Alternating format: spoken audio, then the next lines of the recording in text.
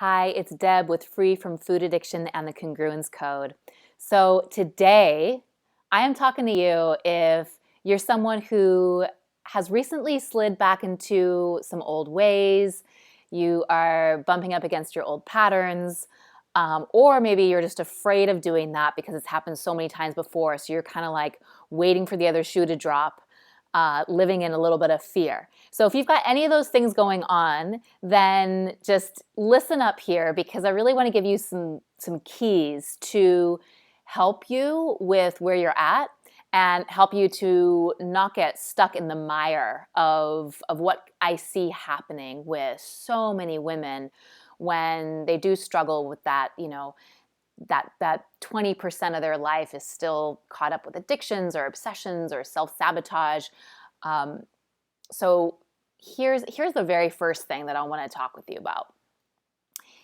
This is so important, is to separate who you are from what you did. So this is the first key, is to separate who you are from what you did. What do I mean by that? We have a tendency when we've acted out, maybe you went and you binged, or maybe you're obsessing about food again, or maybe you drank a whole bottle of wine, or maybe you re-engaged in that relationship, or you started controlling and fixing and obsessing and creating chaos in your life, or whatever your brand is, right? We all kind of have a different version or a combination of all of that. And what I find is that we can so often start to make meaning about who we are about that. So I do this thing and it's like, there I am again because I'm a this. This is my path, this is what I do. We kind of go back into a very, very familiar thought process of who we are, of what's possible, of, what we're capable of and of how our life is, and we kind of just keep ourselves in this rut. And what I see happening so much, and I mean I could do a whole different recording on this, is this deep, deep fear that I'm bad or I'm wrong. There's just this like fundamental fear that I see, or limiting belief that I see with so many women who I work with and who I talk to, that I'm bad, that I'm wrong. And so we do the thing and then we create the belief out of that.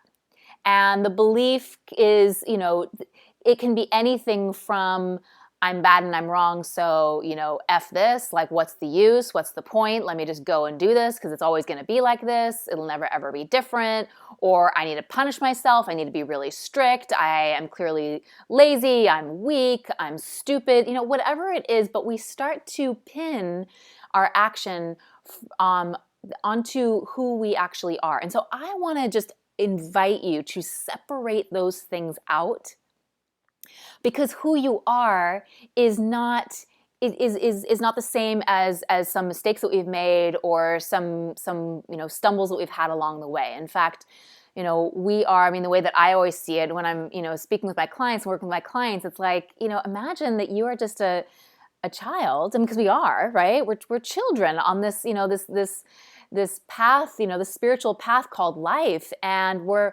bumbling and we're stumbling along and we're doing the best that we can, and we make mistakes, and it's part of the human experience. And I find that just for myself, there's this aspect, like I would not have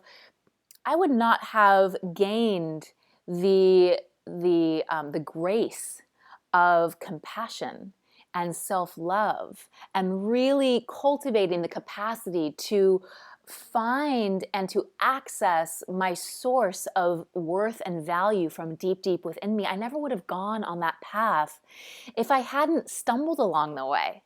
And I never would have been motivated to actually get beyond kind of like my own sort of self-absorbed, self-conscious space that I was in for so many years, to be able to do anything that was more meaningful. And so it's actually, I would say that it's a part of our journey, and all roads lead us back to back to source, back to God, whatever that version is for you, but all roads lead back to that. And so sometimes we're going to take a little bit of a circuitous route. Sometimes we're going to take the scenic route, and ideally you can engage with the tools that are going to allow you to not have to fall off the path and get back on and all that kind of stuff. But if it happens, you're not wrong and bad. You just had an experience. And so this is another huge thing that I want to really instill in you, if you're open to it, is that there is no right and wrong, and there is no good and bad. There are just experiences. And what we do with those experiences, that is where the gold is. And so I just invite you to consider that. The next thing that I want to talk with you about is when you have had an experience where you feel like you've fallen back, you've slid back into your old ways or your old patterns, is to really go back to basics for you. And when I'm working with my clients, they have daily metrics and especially when I'm working with my clients who struggle with their relationship with food, and they know right off the bat that my biggest mantra is don't focus on your meals, focus on your metrics. Because when you focus on those tiny, small, daily things that you're going to be doing, you would be so surprised. Like all this stuff just works itself out.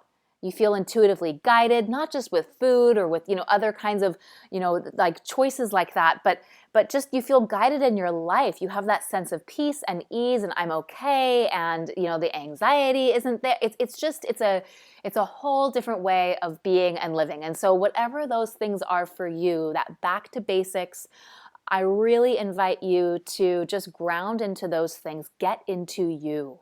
Get into you. It's so powerful. Self-care is a huge part of that. And so getting into you, back to basics. And the third thing is, after you get into you, get out of you. And let me clarify what I mean by that. Because there's something that's very important about how we connect in with ourselves, how we get present, how we connect in with what's truly important to us. We connect in with our self-care needs. We really get back to those basic things, that meditation time, that quiet time, that being out in nature time. We get into those things that are really supportive to us.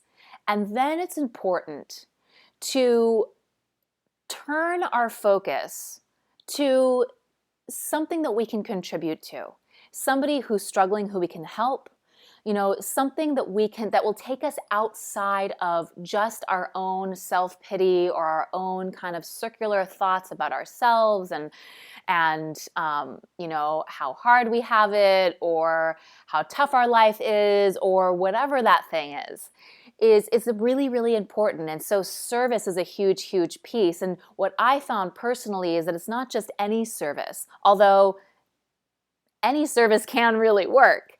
But I particularly find that I will just like rocket. I will launch out of self-pity when I'm connecting authentically and meaningfully with another woman, and maybe that woman is actually struggling with something, and I can come in and all of a sudden I actually have something of value to be able to offer that woman a consideration, a perspective.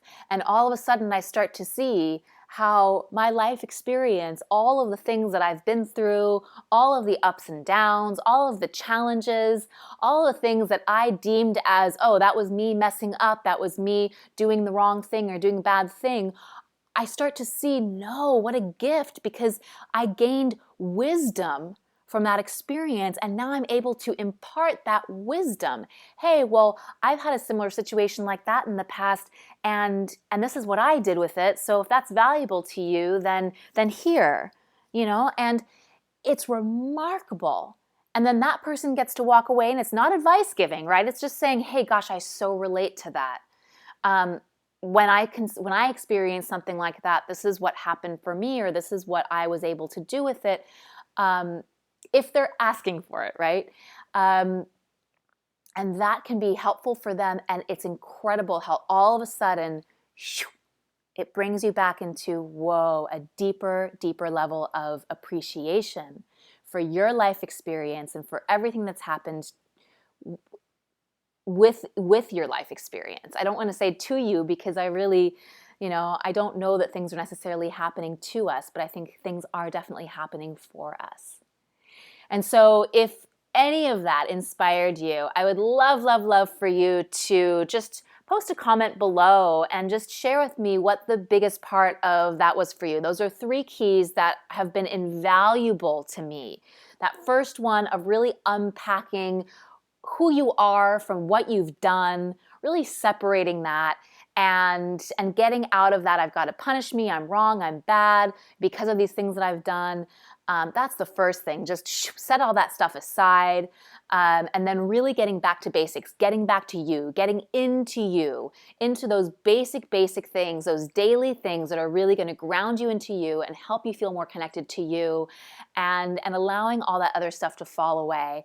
And then get out of you, get into service, get connected with another woman, get authentic, get into a meaningful interaction, and just watch how your whole energy, your whole disposition can absolutely shift and change. So thank you so much for taking this time out, spending it with me. I hope it was of value for you, and I cannot wait to connect with you more soon. Bye for now. Mwah.